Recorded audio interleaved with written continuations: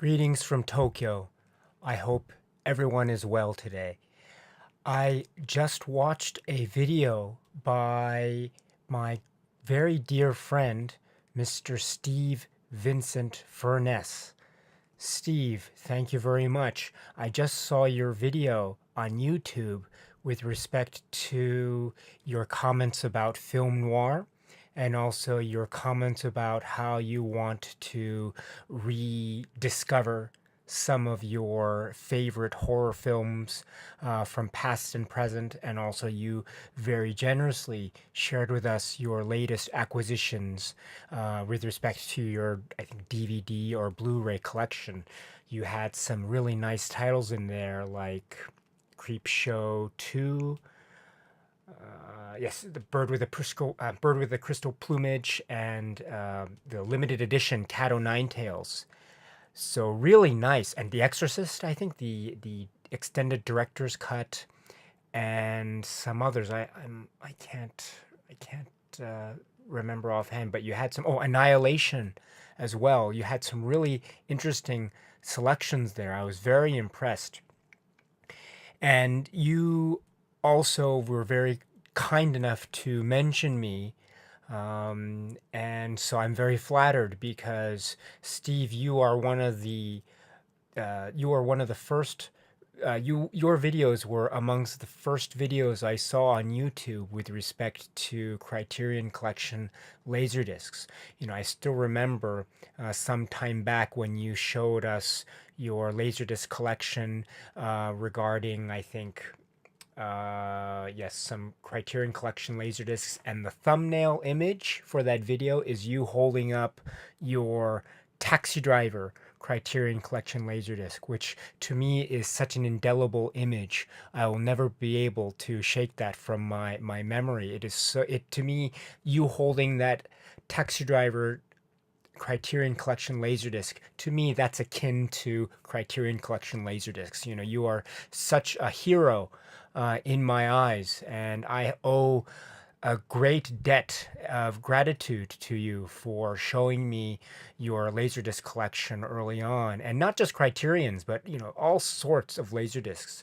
You really helped me learn, and I really became very enamored by your infectious enthusiasm and great care and thought that you put into your comments and your collection selections, really. I was very impressed. So I'm very flattered that you called me out by name. And yes, you pronounced my name correctly. So my name is Daisuke Beppu, and you pronounced it perfectly. There was no, yes, you get 100 points, A plus for effort, and 100 points. Perfect, perfect. You also said that you were or you have a film noir podcast. I didn't know this. So maybe if you have a moment, I would really love to know the details of the podcast. So please let me know what the name of it is, and I will definitely listen to that. I love listening to podcasts about films, and film noir is a genre that I am. How should I say? I know the big ones, but I don't know all of the sort of interesting detours of film noir. But I would very much like to hear your podcast, and maybe it'll help me educate myself with respect to knowing more about film noir. So please let me know what the details and the name of your podcast is. I would love to know more. You also mentioned your desire to, I guess, re-evaluate the horror films that you loved as a kid or as a child growing up, and maybe some other titles that you were interested in. You mentioned The Exorcist 3. So I don't collect Scream Factory Blu-rays, but I have a few, and Exorcist 3 is in fact one of the Blu-rays that I have from Scream Factory. I'm not as you mentioned, you don't necessarily collect the slipcovers, and I don't either. I'm not a slipcover guy, although I do respect anyone out there who is, because you are really awesome in my book if you collect the slipcovers. I, for one, I got into Scream Factory rather late, and so I missed out on the whole slipcover craze from the beginning. Had I got into it early on, maybe I would be slipcover collector, but I am not. So I just happened to have this purchased with the slipcover included. But this film is highly recommended. You said that you thought it was maybe almost as creepy as the first Exorcist. I would even go so far as to say that it is of the same level of creepiness as the first Exorcist. There are some scenes in here, I'm sure you know, that are very genuinely creepy and they stay with you. Um, Maybe just three words, and you'll know what I'm talking about. The Nurse's Station. Yes. Anyone who hasn't seen this film, you are missing out. You should watch this right now. Scream Factory, uh, really, they did such a good service. They presented it's called the director's cut. Really, it feels sort of like maybe it's not quite a complete. It feels like an assembly or maybe a final cut before it would have been maybe prepared for general viewing. So it's not the cleanest print around, and in fact, I prefer the original theatrical cut over the director's cut, which has some differences in terms of ending and other details. That being said, having both cuts of the film on this disc is very important because for the longest time, the director's cut was never available. It was never available until Scream Factory released this Blu-ray, I believe a year or so ago. So, Steve, I highly, highly recommend that you get this. And since you are in the United States, you'll be able to grab the Scream Factory disc, I would say, relatively easy and hopefully relatively cheaply. So yes, if you can, I would highly, highly recommend this. You also mentioned that you were looking for other recommendations, and you also said that you are a big fan of Mario Bava. So I would say that if you are into the Arrow releases, you should get some of their Mario Bava the Mario Bava films. Now I have, as far as I can recall, I have all of the Arrow Blu-ray releases of the Mario Bava films. So yes, I should do a video of that one of these days because I love Mario Bava. But if there's one Mario Bava I think you should have, maybe you and I will differ in terms of our ranking of Mario Bava films. And in fact, this film that I'm about to show is not necessarily my favorite Mario Bava film.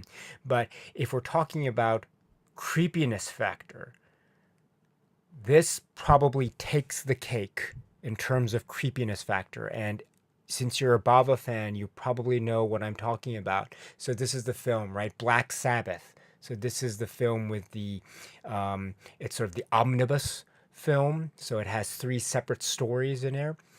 And not all the stories are great, I would say, but the one story that is it's probably the creepiest thing I've ever seen. It's the drop of water segment. Now, anyone who hasn't seen this film, you should watch it. And I would suggest that, yeah, be prepared to be creeped out. This will stay with you for months. If you are weak at heart, don't watch it because it is very creepy. Very, very creepy and so simple too. Anyone who's seen this film, you know what I'm talking about. Steve, you probably know exactly what I'm talking about with this. If you, I should do a Mario Bava video one of these days and show all of the Blu-rays that I have. But this one is the creepiest one. I remember I came back from a business trip overseas and I was really jet lagged and I was in bed and I couldn't, I woke up in the middle of the night and I couldn't sleep. So I went into the other room in order to not wake the rest of my family, right? And in the room, in this room actually, I put on Black Sabbath on the TV and turned off the lights, and I just fell asleep. And I woke up, and I woke up to the point where the drop of water segment came on, and there's this bit about an old lady.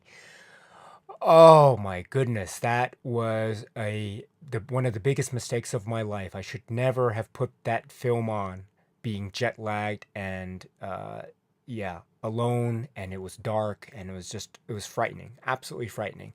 Um, if you have any bratty kids, little kids who are brats, or maybe you're a babysitter and you don't like the kids that you babysit, or maybe they don't behave, just put on the drop of water and say, "Oh, kids, we're gonna watch a horror movie. Here, put this on. This is really fun. You put this on, they are gonna be traumatized." So yes, this is the creepiest Mario Bava film. And Steve, if you like Mario Bava, you've probably seen this. You yeah, you should get this one. I would say it's the creepiest one. And also, I should take that back about traumatizing kids. It was just a joke. I don't advocate traumatizing little children. Then you asked about other recommendations for horror films. I would say if you're in the neighborhood, you should definitely, if you haven't already, get these next two titles. So the first one is, excuse me, Alice Sweet Alice. Now, this is from the fine folks at 88 Films from the United Kingdom. 88 Films is a label that I strongly support. I think every film that 88 Films has released on Blu-ray is a gem. I think all of the 88 Films releases, or almost all of them. I should do a count, and maybe I'll do a video of those one of these days. But this film recently came out on Blu-ray. It was for the longest time only available on DVD, but recently it's came out on Blu-ray, and a region-free Blu-ray at that. So you don't have to worry about this being a UK release. I don't know. You have some Arrow videos, Steve. Arrow video Blu-rays, Steve. So I assume that you have a region-free Blu-ray player. But in case you don't, that's okay because this is region-free disc. This is probably, did I mention this already? This is probably the best Argento film not directed by Argento. And what I mean by that it is a very slick, it's an American production, but it's a sort of horror giallo type of film. It feels so much like an Italian giallo film. And it is, I would say, it is almost on par with Tenebrae, which I think is or Deep Red, which those two are the summit. Those are the Mount Everest of Italian giallo. But this comes very close indeed, in my opinion, and it is very disturbing in many places. It will stay with you. You've probably seen this already, Steve, but if you haven't, I highly recommend that you do. And even if you have, I recommend that you get this 88 Films release. It is a real treat, a real treat. Again, 88 Films also does the slipcover thing, but you don't have to worry about that. Sorry about that. The disc is perfectly fine without a slipcover, and yep, you don't need it. But just in case you do collect slipcovers, it does. I don't know if they're still available, but if they are, good luck. And last one.